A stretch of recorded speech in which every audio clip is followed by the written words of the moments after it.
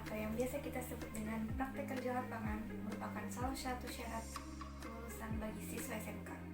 PKL dapat dijadikan sebagai tolak ukur kemampuan atas ilmu yang diperoleh dalam pendidikan SMK. PKL juga dapat melatih kemampuan untuk beretika dan juga bersosialisasi. Namun, apakah PKL perlu diberi upah? Mereka telah mendapat banyak manfaat atas kontrak kerja yang mereka dapat. Lalu, bagaimana jika tidak dibayar? Akankah akan muncul isu ketidakadilan bahwasanya mereka hanya pelajar? Maka dari itu kita akan kupas tuntas permasalahan tersebut. Saya Fia Nurul Afifah, inilah The Talk Show.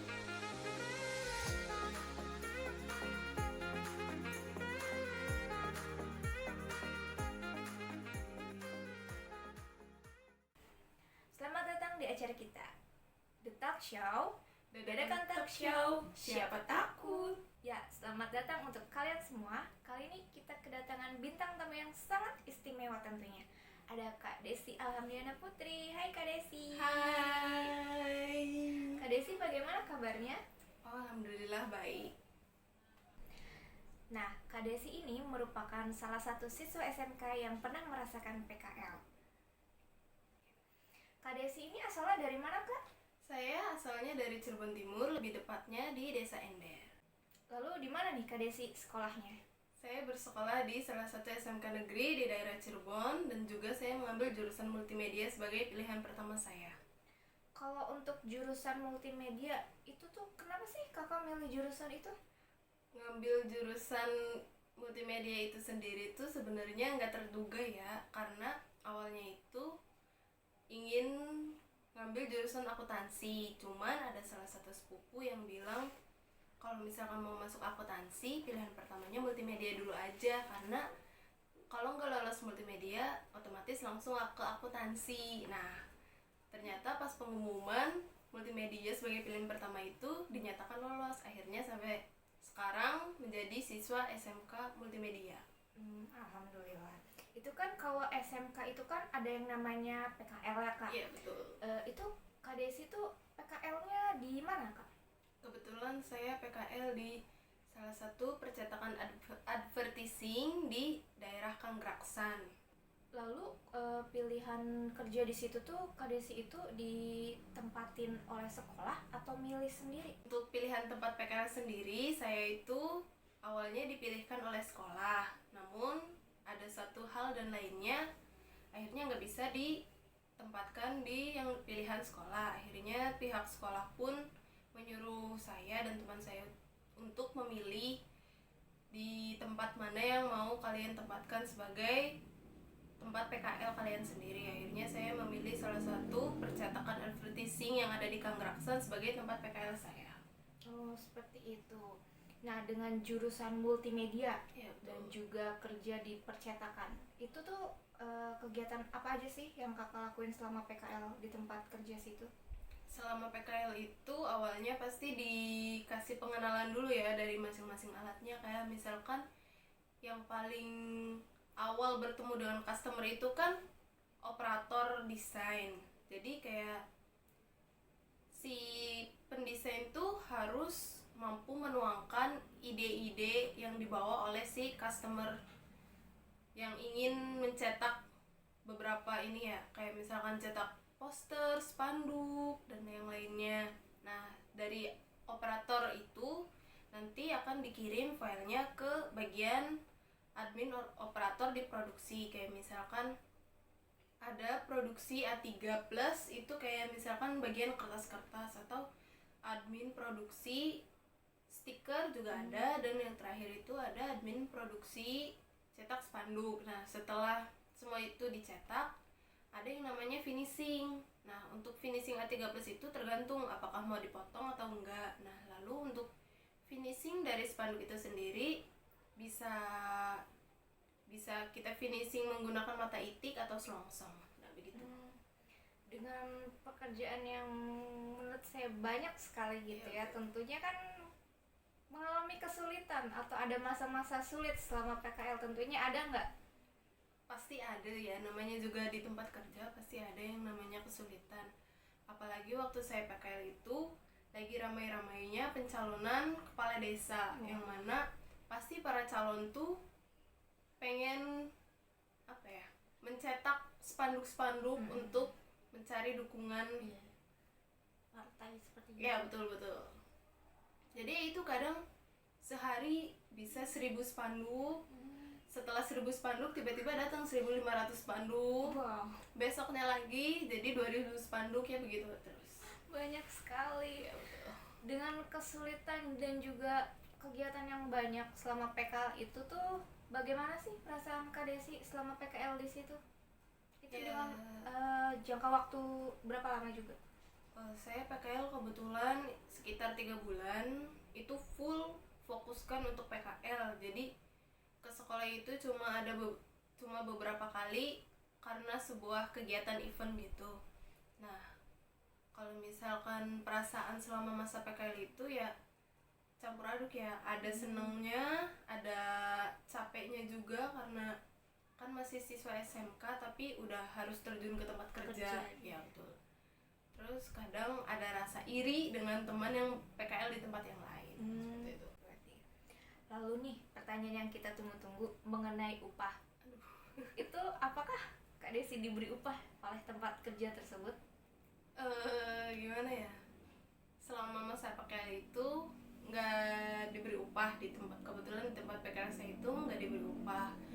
Paling kadang beberapa kali karyawannya itu dengan baik hati kayak ngasih traktiran minum atau Jam makan siang di traktir ya gitu betul. Ya seperti itu. Jadi kayak awalnya emang kita kan awal masuk PKL kan emang nggak tahu kalau misalkan ada beberapa tempat PKL, tempat kerja itu yang ngasih upah untuk siswa PKL. Saya mikirnya itu kita PKL cuma untuk mencari nilai, ternyata di beberapa tempat itu diberikan upah untuk siswa PKL-nya ya seperti itu.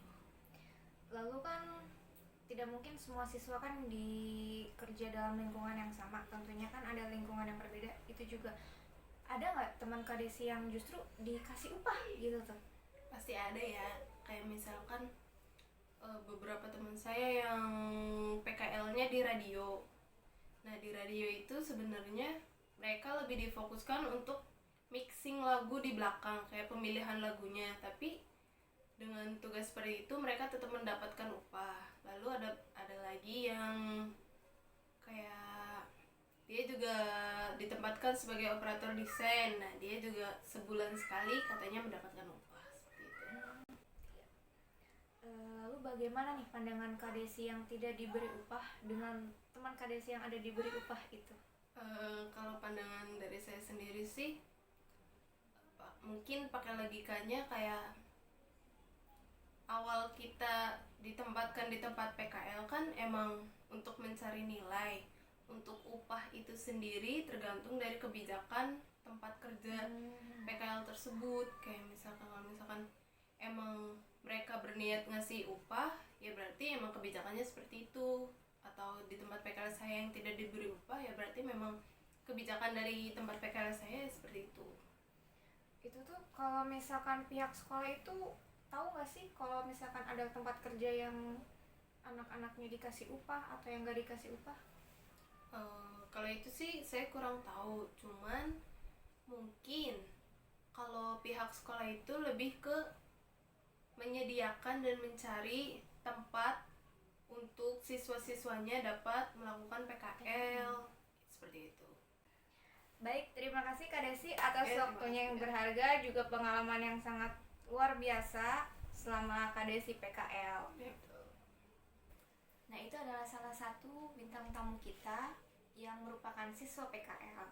Setelah kita mengetahui bagaimana siswa PKL melakukan praktek kerja lapangannya, kita akan beralih ke pandangan tentang upah seseorang yang sudah terjun di dunia kerja dan menjadi pegawai tetap. Halo Kak Meli. Iya, halo. Bagaimana kabarnya Kak? Alhamdulillah baik. Alhamdulillah kalau begitu. Kita akan mengulik dunia kerja Kak Meli nih, khususnya tentang upah pekerjaannya. Sebelumnya Kak Meli bekerja di mana ya Kak? Untuk sekarang saya bekerja di sebuah bimbel, lebih ke les sih sebenarnya, tapi bisa disebut bimbel juga sebenarnya. Lalu di bimbel itu tuh kakak kerjanya ngapain aja sih kak? Sebenarnya kalau dari awal sih perjanjian itu jadi admin ya, admin. Nanti tugasnya boleh apa ya? Tugasnya itu kayak ya mengkoordinasi apa yang dibutuhkan sama asisten-asisten pengajar. Tapi lama kelamaan saya double job gitu, kayak double job itu merangkap jadi apa namanya, jadi asisten pengajar juga, jadi sebagai admin dan asisten pengajar gitu. Hmm, kalau merangkap double itu kerjanya dalam sehari berapa jam itu? Dalam sehari itu dari jam 10 siang sampai jam 4 sore, kadang-kadang sampai jam 5, jam 6, jam 7, jam 9, nggak tentu sih kerjanya. Pulangnya tuh Berarti kadang sampai jam 9, kadang sampai jam 8 gitu. sering gitu kak ngelembur gitu? Sering, malah kalau misalkan saya pulang cepat itu orang-orang pada kok tumben sih pulangnya cepat gitu. Hmm, berarti melebihi porsinya juga ya kak? Bisa gitu Ya ya? betul. Lalu dengan double seperti itu juga, apakah upahnya double juga atau bagaimana nih? Enggak. Untuk upah tetap sama kayak dari awal kerja. Sering sih awal-awal tuh ada perjanjian nanti gaji naik dikit-dikit ya, tapi ternyata sampai saya setahun ini, udah setahun tuh genap di bulan ini sih, itu tuh masih sama gajinya, nggak ada penaikan. Pekerjaan double terus yang katanya awalnya janjinya akan naik gaji sampai sekarang belum juga terlaksana atau terwujud, itu tuh menurut Kak Meli worth it nggak sih kak masih kerja di situ? Oke, untuk worth it atau enggak, awal-awal sih ya mikirnya iya, sayangnya kerjanya itu mudah ya, bukan mudah, lebih keringan gitu. Kerjanya tuh ringan, cuman nanganin anak gitu-gitulah. Pokoknya kalau ada anak, kan sekarang online ya, jadi cuman ngawasin aja, nanti anak ngerjain kita ngawasin. Tapi makin lama itu kita dikasih perhatian, suruh dibawa ke rumah, jadi di rumah juga kita tetap kerja. Terus apa lagi ya, semenjak WFH ini kerja itu kayak udah nggak ada waktunya lagi, bukan dari jam 10 sampai jam 4, dari hari Senin sampai Jumat, sekarang udah nggak kayak gitu, Non-stop ya non-stop gitu, 24 jam kerja. masih aja dihubungin, suruh kerja ini, suruh kerja itu. Terus juga di hari Sabtu Minggu masih dihubungin, suruh kerja ini, suruh kerja itu gitu, jadinya ya kurang worth it sih kalau bener. Seperti itu. Lalu bagaimana sih kak rasanya kerja di sana, terlebih lagi dengan mempertimbangkan kekurangannya apalagi tentang gaji dan juga kelebihannya itu bagaimana kak? Ya tadi ulang ya, tadi pertanyaannya apa? Bagaimana rasanya bekerja di sana, terlebih lagi kan ngasih gajinya yang mungkin kakak rasakan kurang adil ya dengan double kerja seperti itu, bagaimana kak? Rasanya kayak sekarang tuh makin tertekan aja sih, karena jadinya nggak pernah istirahat, nggak punya waktu istirahat, jadinya sering sakit. Dulu saya kerja itu nggak pernah sakit, malah sekarang malah setiap 2 bulan sekali pasti sakit, karena emang pulangnya malam terus, nggak ada waktu istirahat. Dan semenjak WFH apalagi udah gitu sih, kayak jadinya kurang ikhlas gitu untuk bekerja. Kalau disuruh jadinya kayak rasanya aduh nggak ikhlas nih, saya bikin ini nih buat ini nih gitu. Baik kak, terima kasih ya Kak Meli atas waktunya yang sangat berharga. Apalagi kan Kak Meli katanya tadi bekerjanya nonstop, tapi Kak Meli masih bisa memberikan partisipasinya dalam acara talk show kali ini. Terima kasih Kak Meli. Ya sama-sama. Sehat selalu ya kak. Ya. Upah versus kerja Rodi. Tidak diberi upah maupun diberi upah, tetapi harus melakukan kegiatan yang tidak sesuai dengan porsinya merupakan masalah dalam hal ketenaga kerjaan. Kita sudah melihat bagaimana siswa PKL melakukan kerjanya tanpa diberi upah, juga ada pegawai tetap yang bekerja melebihi porsinya bagaikan kerja rodi, tetapi tidak diberi upah tambahan. Hal ini membuat mereka seperti kerja lebih atau kerja rodi. Ini menunjukkan ketidakadilan yang mereka rasakan. Namun, alangkah baiknya jika kita kuatkan komunikasi di antara dua pihak agar tidak terjadi kesenjangan dalam bekerja. Saya Fia Nurul Afifah pamit undur diri. Inilah The Talk Show. Dadakan Talk Show, siapa takut? Selamat datang di acara Hidup Hidup. Dadakan Talk Show, siapa takut? Kayaknya aku terlalu ini ya, kayak mikir pelan banget orang. Dari pertanyaan satu ya. Kayaknya aku selalu mengawali dengan kata Siswa PKL tidak diberi upah. Kasian banget. miris banget. Namanya Kameli bekerja di mana, Kak? Di Kemenkominfo. Jangan jelas banget dong, kayak di salah satu tempat les gitu. Pencemaran nama baik nanti. Ya Allah, jawab sejujurnya ya. Jangan ada di orang enggak tak? Enggak.